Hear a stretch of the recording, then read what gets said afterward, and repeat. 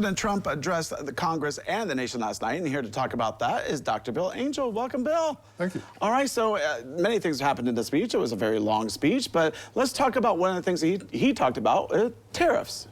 So it's all over the news right now. The thing is, as much as he disparaged Biden and the Biden economy, President Biden left Donald Trump with a pretty good economy.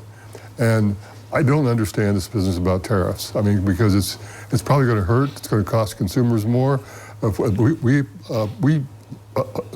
opposite places like Mexico and New Mexico, or Mexico and Canada are going to impose tariffs of their own. You know, so we're going to end up paying. We're going to end up paying. Well, he said there was going to be a short-term pain, long-term gain, right? You know, but Wall Street is not happy about this. No, they're not, I mean, and for good reason, because we've had this good economy, and all of a sudden we have a real danger of it tanking.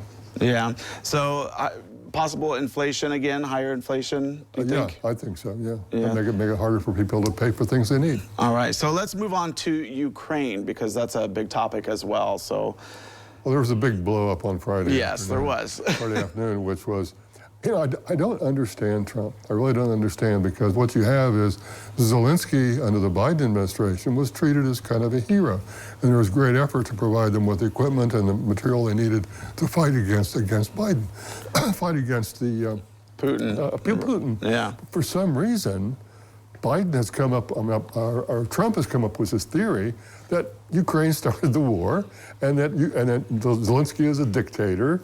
And, you know, I just trying to make excuses for Putin. And one of the things that happened at that meeting on Friday afternoon was that Zelensky, for good reason, wanted to make sure that there would be security for Ukraine if he signed this agreement to turn over the minerals to the U.S. And Trump blew up. J.D. Vance got into it. I mean, it was a real embarrassment, and it got right back to the Kremlin, where they were just overjoyed at what had happened, because now it put everything back a few days. Yeah. So do you think he's doing this to strong arm to get the minerals? I mean, it's all about those minerals, right? It's all about money. I just think he wants to embarrass Zelensky, and he's a bully. Let's face it, he's a bully. And what you saw in that meeting was Trump in bully mood, and Vance was egging him on.